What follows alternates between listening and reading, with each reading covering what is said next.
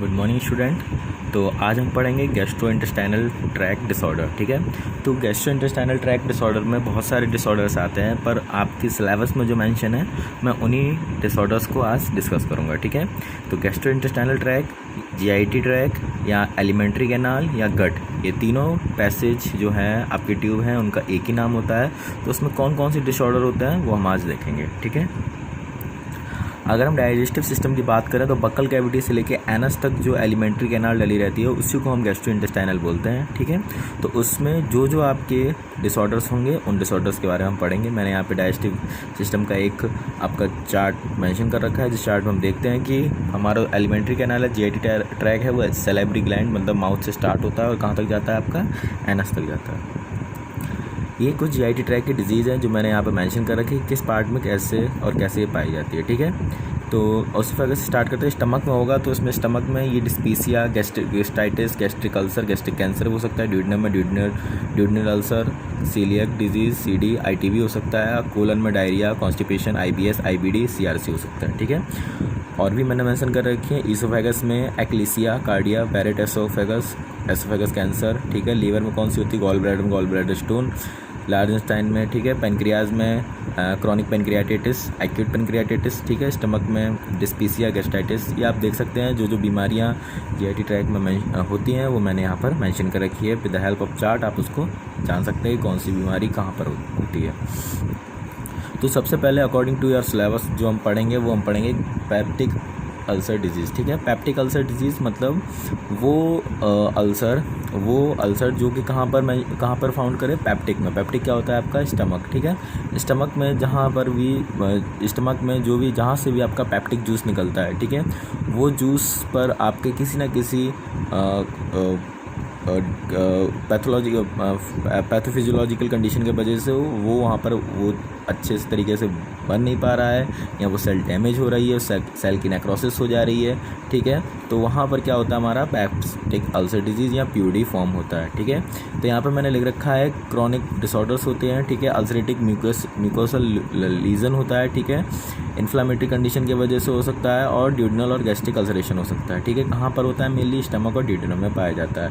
ये होता क्यों है, हेलोबैक्टर पाइलोरी। ठीक है, ये आपका बैक्टीरिया है और कुछ ड्रग्स होते हैं, इन दोनों की वजह से ही आपको पैप्टिक अल्सर होता है। ठीक है, हेलोबैक्टर पाइलोरी जो है वो आपके खट्टे में ज़्यादा पाया जाता है, इसीलिए जो भी खट्टा चीज़ होती है जैसे टाटरी, इमली, इनमें ये बैक्टीरिया बहुत जल्दी ग्रो करता है। इसीलिए मना करते हैं कि मार्केट में आप ज़्यादा से ज़्यादा पानी के बतासे या कोई खट्टी चीज़ ज़्यादा ना खाइए, क्योंकि उसमें क्या होता है, हेलोबैक्टर बैक्टीरिया का ग्रो होता है, जिससे कि आपको पैप्टिक अल्सर या गैस्ट्रिक अल्सर हो सकता है। ठीक है, तो पैप्टिक अल्सर वो बैक्टीरिया हो गया। और दूसरी कुछ ड्रग्स मैंने मेंशन कर रखे हैं। ठीक है, मेथोट्रेक्सेट, साइक्लोफोमाइड, एज़ोथ्रोमराइन, एथ्रोमाइसिन, आयरन। ठीक है, इनके वजह से भी आपको पीयूडी हो सकता है। ठीक है, क्या क्या साइन एंड सिम्टम आते हैं पीयूडिंग में। ठीक है, ये सिम्टोमेटिक जो आपके सिंपली जो आते हैं आपके anorexia, nausea, vomiting, belching, bloating, heartburn और एपिगैस्ट्रिक पेन। ठीक है, और जो ड्यूडेनल अल्सर में आते हैं वो आपके एपिगैस्ट्रिक पेन, टेडनस, बर्निंग, एक्निंग। ठीक है, और जो गैस्ट्रिक अल्सर में आते हैं डिफ्यूज पेन और आपके वर्स्ट बाय फूड। ये कुछ सिम्टम्स हैं जो आपके पीयूडी में निकल के आते हैं। अब बात करते हैं कि गैस्ट्रिक अल्सर और ड्यूडेनल अल्सर में डिफरेंस क्या होता है। गैस्ट्रिक अल्सर आपका क्या होता है, जो कि आपके गैस्ट्रिक जूस के कारण जो अल्सर होता है। गैस्ट्रिक जूस मतलब एससीएल का अगर हमारे स्टमक में कंसंट्रेशन और बढ़ जा रहा है तो क्या होगा, म्यूकोसल बॉल को गलाएगा। ठीक है, गलाने के बाद क्या होगा, वहाँ पर वो सेल को डेथ कर देगा और सेल की नेक्रोसिस कर देगा, जिसके वजह से वहाँ सेल में अल्सर क्रिएट हो जाएगा। और ड्यूडेनल का अल्सर किसके वजह से होता है, बाइकार्बोनेट, हाई एसिड या लो बाइकार्बोनेट सिक्रेशन की वजह से। ठीक है, वो सिर्फ और सिर्फ किसके वजह से होता है, एसिड के वजह से। और ये किसके वजह से होता है, या तो हाई एसिड या तो लो बाइकार्बोनेट सिक्रेशन की वजह से इसमें आपके ड्यूडेनल अल्सर हो सकता है। तो ये आपका बेसिक डिफरेंस है गैस्ट्रिक अल्सर और ड्यूडेनल अल्सर में। अगर हम डेफिनेशन की बात करें कि पैप्टिक अल्सर है क्या, तो ये क्या है, अल्सरेशन है किसका, एसिड और पेप्सिन के अटैक के कारण, दैट कॉल पैप्सिड अल्सर। ठीक है, peptic ulcer deeper than just mucus को पेनिट्रेट कर देता है। अगर हम इटियोलॉजी देखें तो मैंने ये मेंशन कर रखा था, हेलिकोबैक्टर पाइलोरी इन्फेक्शन हो सकता है, या हाइपर एसिडिटी हो सकती है, जिसको एक और बीमारी कहते हैं हम जोलिंजर एलिशन। ठीक है, हाइपर एसिडिटी को हम जोलिंजर एलिशन भी कह सकते हैं। हाइपर एसिडिटी मतलब एचसीएल का सिक्रेशन वहाँ पर बढ़ जाना। ड्रग्स और ड्रग्स के नाम मैंने आपको स्टार्टिंग बताए हैं, cigarette, smoking, alcohol, rapid gastric secretion और पर्सनैलिटी एंड स्ट्रेस, ठीक है। इनके वजह से आपको पेप्टिक अल्सर हो सकता है।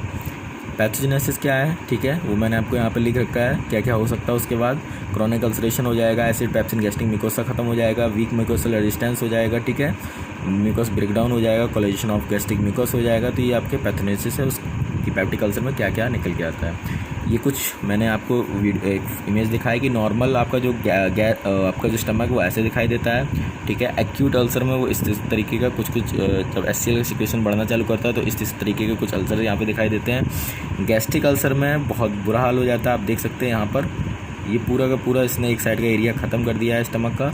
और क्रोनिक अल्सर में ये पूरा का पूरा एरिया क्या होता है आपका बहुत ज़्यादा हाईली डैमेज हो जाता है, अब इसको दोबारा सही नहीं किया जा सकता है, दैट्स कॉल्ड क्रोनिक अल्सर। ये गैस्ट्रिक अल्सर ही क्रोनिक अल्सर में चेंज हो जाता है। नेक्स्ट जो आपकी डिजीज़ है वो आपकी क्या, कोलिसिस्टिसाइसिस, ठीक है। कोलिसिस्टिसिस हम पढ़ेंगे ये क्या होता है, गॉल ब्लैडर में इन्फ्लेमेशन। अगर गॉल ब्लैडर में आपकी इन्फ्लेमेशन आ रही है तो दैट डिजीज़ इज़ कॉल्ड कोलिसिस्टिसिस, ठीक है। नॉर्मल गॉल ब्लैडर आपने देखा ऐसा होता है, इन्फ्लेमेटेड में मतलब वहाँ की कोई ना कोई सेल में कुछ ना कुछ स्टोन आ जा रहे हैं या म्यूकोसा उसकी स्वेल कर जाती है, जिसके वजह से हमें कोलिसिस्टिसिस हो सकती है, ठीक है। कोलिसिस्टिसिस आपकी दो वजह से हो सकती है, या तो कैलकुलस या तो ए कैलकुलस। कैलकुलस से मतलब कोई ना कोई ऑब्स्ट्रक्शन या कोई ना कोई स्टोन वहाँ पे फंस जाता है, ठीक है, दैट्स कोलिसिस्टिसिस कॉल्ड कैलकुलस। और ए कैलकुलस मतलब कोई ना कोई सेप्सिस हो जाए, इलनेस हो जाए, बर्न हो जाए, डिहाइड्रेशन हो जाए, मल्टीपल इंजरी हो जाए, that's called the A calculus. वहाँ पर बैक्टीरिया का या कोई माइक्रो ऑर्गेनिम्स का भी इन्फेक्शन हो सकता है, ठीक है। और तीसरी आपकी एक्यूट एम्फोसाइमा कोलिसिस्टिसिस। एम्फोसाइमा जो आपकी सेल्स होती हैं, जो वहाँ पर सेल्स मौजूद हैं, ठीक है, उसकी वॉल में उन सेल्स में क्या होता है, म्यूकोस का सिक्रीशन बढ़ जाता है, वो मोटी हो जाती है, बहुत ज़्यादा स्वेल हो जाती है, जिसकी वजह से हमें भी कोलिसिस्टिसाइसिस हो सकता है। तो कोलिसिस्टिसाइसिस 3 वजह से होता है। कैलकुलस वहाँ पे कोई ना कोई ऑब्स्ट्रक्शन लग जाए, ए कैलकुलस वहाँ पे कोई इंजरी किसी बर्न या सेप्सिस या डिहाइड्रेशन की वजह से हमें हो जाए, ठीक है, या किसी माइक्रो ऑर्गेनिम्स की वजह से हो जाए। और एक्यूट एफिसमेटिस मतलब वहाँ पर म्यूकोसल वॉल का स्वेलिंग हो जाए, दैट्स कॉल्ड द कोलिसिस्टिसाइसिस, ठीक है। मेजर जो बैक्टीरिया वहाँ पे कॉज करते हैं वो मैंने यहाँ पे लिख रखे हैं, E coli, streptococci, salmonella, Klebsiella, ठीक है। पैथोजेनेसिस कैसे होती है, इसका स्टोन बन जाता है, अगर आउटलेट ऑब्स्ट्रक्शन होगा तो स्टेसिस होता है, तो बैक्टीरियल प्रोलिफरेशन हो सकता है, और या तो स्टोन म्यूकोसा में गड़ जाता है और उसके बाद डिसेक्शन करने लगता है किसकी, सेल्स की। उसके बाद फिर बैक्टीरियल प्रोलिफरेशन होता है और उसके बाद क्या हो जाता है, सेल्स की नेक्रोसिस हो जाती है और सेल डेथ हो जाती है। तो ये आपका है कैसे कोलिसिस्टिसाइसिस होता है। अब पढ़ेंगे हम क्लिनिकल फीचर्स, ठीक है। 4F इसके क्लिनिकल फीचर्स कहते हैं, फैटी, फर्टाइल, फीमेल और फोर्टिफाइड 50, ठीक है। ये सब आपके सिम्टम में आ सकते हैं। देखिए आप जॉन्डिस हो सकता है, फीवर हो सकता है, ल्यूकोसाइटोसिस हो सकती है, nausea, anoxia, fat intolerance, pain हो सकता है, फीलिंग फुलनेस, एब्डोमिनल डिस्टेशन हो सकता है। इन्वेस्टिगेशन कैसे कर सकते हैं, टोटल WBC देख सकते हैं, ब्लड यूरिन देख सकते हैं, एक्सरे करा सकते हैं आपके स्टोन्स का, ठीक है, और USG करा सकते हैं, अल्ट्रासोनोग्राफी। देखिए आप स्टोन ऐसे स्टोन निकलते हैं इसके ढेर सारे, और ये देखिए आपके स्टोन यहाँ पर मेंशन है गॉल ब्लैडर के अंदर कहाँ कहाँ। ट्रीटमेंट में क्या क्या इसमें कौन कौन सी ड्रग्स दिए जाते हैं, कौन कौन से एंटीबायोटिक दिए जाते हैं, वो मैंने यहाँ पे मेंशन कर रखे हैं, पढ़ सकते हैं, ठीक है। और दूसरी होती है क्रोनिक कोलिसिस्टिसिस, मतलब अब ये स्टोन से आपके स्टोन बहुत ज़्यादा खतरनाक हो चुके हैं, नॉन फंक्शन हो चुका है, आपका जीवी काम करना बंद कर दे देता है, क्योंकि वहाँ पर जो आपने स्टोन से भी इकट्ठे हुआ है, कोई बैक्टीरिया का इन्फेक्शन हुआ है, वो अब लंबे समय तक हो चुका है, अब वो ठीक नहीं होगा और जीवी आपकी नॉन फंक्शनिंग हो गई, अब किसी काम की नहीं रहेगी। तो कैसे डायग्नोस होती है, कैसे इसका ट्रीटमेंट होता है, वो मैंने आपको लिख रखा है। नेक्स्ट है आपकी ट्यूमर, कैसे कैसे क्या क्या ट्यूमर होते हैं GIT, वो मैंने यहाँ पे मेंशन कर रखे हैं, ठीक है। तो ट्यूमर क्या है आपका, abnormal growth of cells, that's called the tumour. मैंने किस वजह से होता है वो मैंने यहाँ पे कंडीशन लिख रखी है, chronic atrophic gastritis, polyps and mucosal polyp, chronic stomach ulcer, chronic callous gastric ulcer और हेलिकोबैक्टर पाइलोरी। इनके वजह से आपको अल्सर हो सकता है। 2 तरीके का आपका ट्यूमर होता है, ठीक है, बेनाइन, मैलिग्नेंट। बेनाइन में आपके कौन कौन सी सेल्स आ सकती हैं, फेब्रोमा, लिपोमा, नेरियोनोमा पॉलिप्स, ठीक है। और मैलिग्नेंट में आपके ये तो सीधा होता है, आपकी एपिथेलियल जो सेल्स होती हैं वो आपकी लंबे समय तक आपकी ग्रोथ करती चली जाती है, एबनॉर्मल ग्रोथ होने लगती है उनकी, ये आप देख सकते हैं, ठीक है। ये ग्लैंडुलर ट्यूमर है, ठीक है, जो माइटोसिस की वजह से बढ़ता चला जा रहा है, ठीक है, और ये साइटोप्लाज्म में सेल्स बढ़ती चली जा रही हैं, ठीक है। ये आपके पॉलिप हैं छोटे छोटे, ये पॉलिप सेल हैं, एक बार ग्रोथ करना स्टार्ट कर जाती हैं और बहुत अच्छी तरीके से और बहुत तेज़ी से ग्रोथ करती है, जिसकी वजह से ट्यूमर फॉर्म होता है। ठीक है, लोकल और जनरल स्टमक फीवर, लोकल में कहाँ का और क्या क्या हो सकता है, लोकल में क्या क्या सिम्टम आएंगे, mildness of pressing pain, sensation of fullness, belching, nausea, sometime vomiting. ठीक है, जनरल में क्या क्या हो सकता है आपके weakness, fatigue, loss of appetite और रिड्यूस वर्किंग कैपेसिटी। ठीक है, कहाँ कहाँ हमारे ट्यूमर हो सकते हैं, इसोफेगल ट्यूमर हो सकता है, इंटेस्टाइनल ट्यूमर हो सकता है, रेक्टल ट्यूमर हो सकता है, लीवर ट्यूमर हो सकता है, पैनक्रियाटिक ट्यूमर हो सकता है और ड्यूडेनल ट्यूमर हो सकता है। अब बात करते हैं हम गैस्ट्रिक कैंसर की। ठीक है, कैसे हमें गैस्ट्रिक कैंसर हो सकता है। तो पैथोफिजियोलॉजी का देखा जाए तो या तो हेलिकोबैक्टर पायलोरी इन्फेक्शन, या तो सुपरफिशियल गैस्ट्राइटिस, या तो एट्रोपिक गैस्ट्राइटिस, या इंटेस्टाइनल मेटाप्लेजिया होता है, फिर डिस्प्लेजिया होता है, फिर हमें जाके लास्ट में कैंसर हो सकता है। रिस्क फैक्टर क्या है, डाइट। ठीक है, नाइट्रोजनस कंपाउंड ज़्यादा लें, लो फ्रूट लें। ठीक है, हाई सॉल्ट इंटेक लें, ओबेसिटी, स्मोकिंग, हेलिकोबैक्टर पायलोरी। ठीक है, लो सोशल इकोनॉमिक स्टेटस देखें, हेरिडेटरी, ये सब आपके फैक्टर्स हैं कि जिसकी वजह से हमें गैस्ट्रिक कैंसर हो सकता है। ठीक है, क्या क्या प्रिकर्सर्स होते हैं गैस्ट्रिक कैंसर के, किस किस से निकल के आता है। ठीक है, अगर किसी को एडनोमेटस पॉलिप है तो उससे भी कैंसर हो सकता है, क्रोनिक एट्रोपिक गैस्ट्राइटिस उससे भी हो सकता है, पर्निशियस गैस्ट्राइटिस उससे भी हो सकता है, मेटास्टेटिस डिजीज़ है तो उससे भी हो सकता है। ठीक है, और नॉन कैंसरस कंडीशन है कोई भी बॉडी में जिससे सर्जरी हुई है, वो भी आपकी गैस्ट्रिक कैंसर में चेंज हो सकती है।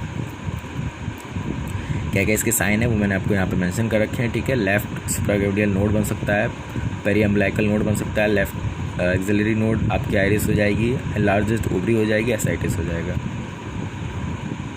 इन्वेस्टिगेशन इसकी कैसे करते हैं, GFT टेस्ट करा सकते हैं, एंडोस्कोपी करा सकते हैं, अल्ट्रासाउंड करा सकते हैं, स्टूल एग्जामिनेशन करा सकते हैं। अगर उसमें अकल्ट ब्लड आता है, रूटीन ब्लड एग्जामिनेशन में इसमें आप HB और ESR करा सकते हैं। डायग्नोसिस में एंडोस्कोपी भी होती है। ठीक है, एंडोस्कोपी में हम कैसे कर सकते हैं वो आपने यहाँ पे मैंने मेंशन कर रखा है।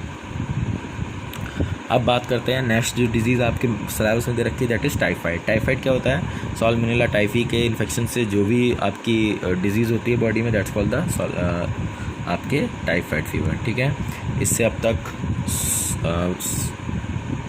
6 लाख लोगों की डेथ हो चुकी है वर्ल्ड वाइड। ठीक है,